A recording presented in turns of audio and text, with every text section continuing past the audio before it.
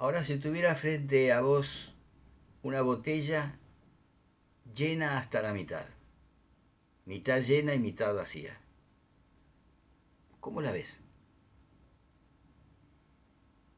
¿Medio llena o media vacía? Sabés que en esta prueba muchas personas dicen que la botella está la mitad vacía, pero otros dicen que esa botella está la mitad llena. Ahora, permitime que te pregunte, ¿cómo ves vos las cosas?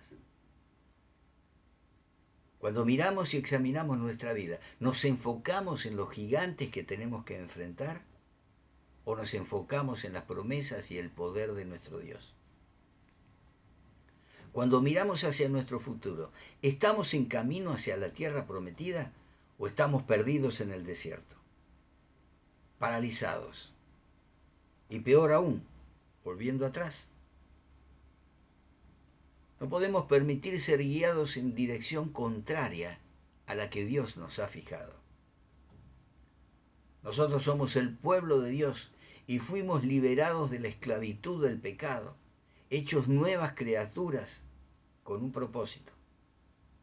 Y al igual que el pueblo de ese entonces, Dios nos liberó de esa esclavitud para que, como dice la palabra de Dios en la primera carta de Pedro, capítulo 2, versículo 9, vivamos como el Señor quiere que vivamos.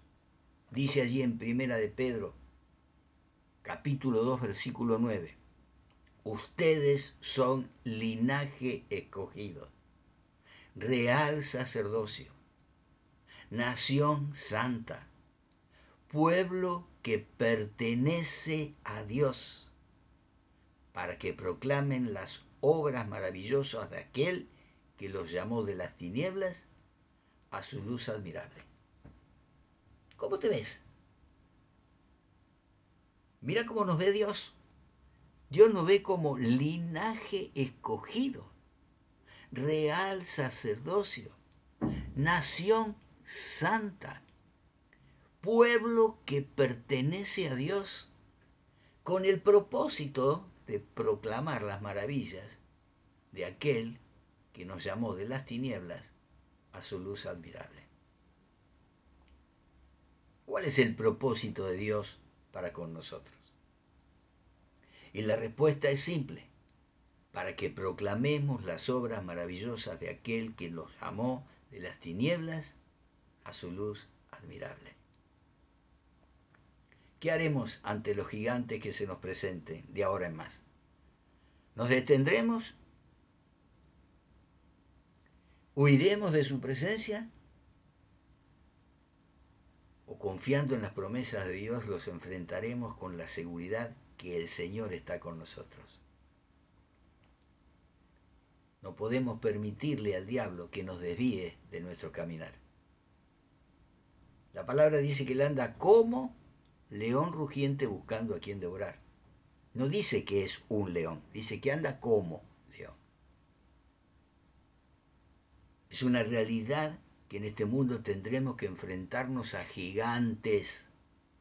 Tendremos que confrontar situaciones difíciles, pero siempre debemos recordar lo que Jesús dijo. En el mundo tendrán aflicciones. ¿Y cuáles son esas aflicciones? Los gigantes que veían estos hombres, las ciudades amuralladas que veían estos hombres.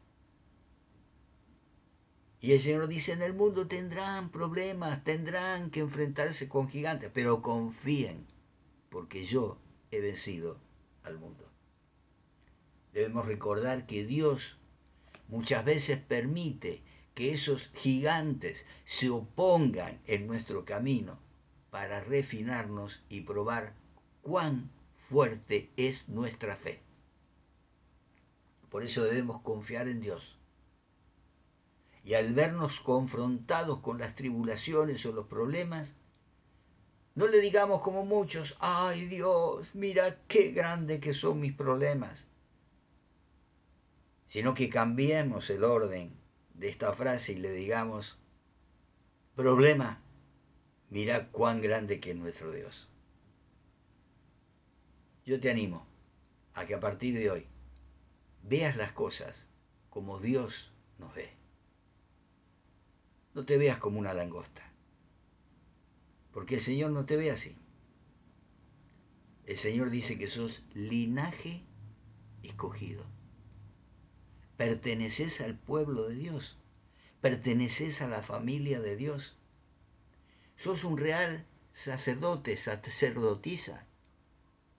Estás para ganar a otros, para ministrar a otros, para hacer conocer al Dios que te sacó a vos de la esclavitud del pecado y te hizo conocer las virtudes de Dios. Para que proclames las maravillas que Dios hizo en tu vida. Y el Señor no se detiene. El Señor quiere seguir haciendo en nuestras vidas maravillas. Pero lo que nos detiene muchas veces son los gigantes.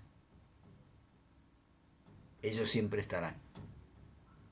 Y nosotros siempre tenemos que estar dispuestos a enfrentarlos y a vencerlos con el poder de la palabra de Dios. Acuérdense que cuando Pablo define la armadura de Dios, todo lo que define habla del casco, habla de la coraza. Son todas armas defensivas, pero nos da un arma poderosa, que es la espada del Espíritu, la palabra de Dios. Y esa palabra de Dios hizo que el diablo se apartara de Jesús, por lo menos por un tiempo, cuando lo tentó en el desierto. El Señor respondió a cada tentación del enemigo: escrito está, escrito está, escrito está. Por eso usemos la espada, la palabra de Dios. Creámosla y apliquémosla. No salgamos de nuestra casa sin la espada, sin estar preparados, y que esa espada esté bien afilada. ¿Para qué? Para que cuando se presenten los gigantes, al ver la espada del Espíritu, retrocedan.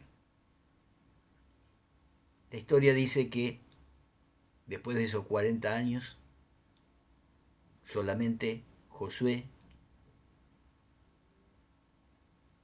y este otro joven que creyó en él, Caleb, pudieron entrar en la tierra. Y que las murallas de Jericó, la primera ciudad tan grande que tenían que enfrentar, cayeron, no por el poder del pueblo. Muchos siglos después se descubrieron las ruinas de Jericó y se admiraban los arqueólogos al descubrir que las murallas no cayeron hacia adentro de la ciudad, como si una fuerza exterior empujara y cayeran las murallas hacia adentro. Para ellos, algo que no podían explicar eran que las murallas habían caído hacia afuera, lo que demuestra que fue el poder de Dios lo que derribó esas murallas. Y así el Señor derribará toda muralla que se presente en tu vida, sí, como ese pueblo que logró entrar después de 40 años al mando de Josué, acompañado por Caleb, pudieran cumplir lo que el Señor les dijo, algo que parecía: rodeen la ciudad. Y luego dijo: ahora griten. Y seguramente ese grito habrá sido un grito de júbilo, de alabanza, que hicieron que esas murallas cayeran. Y así caerán tus gigantes y tus murallas cuando le creas al Señor y cuando uses la espada del Espíritu, que es su palabra. Espero que lo hagas. Espero que lo hagas. Dios te bendiga. Y el martes volvemos a encontrarnos en nuestras charlas de discipulado. Dios te bendice.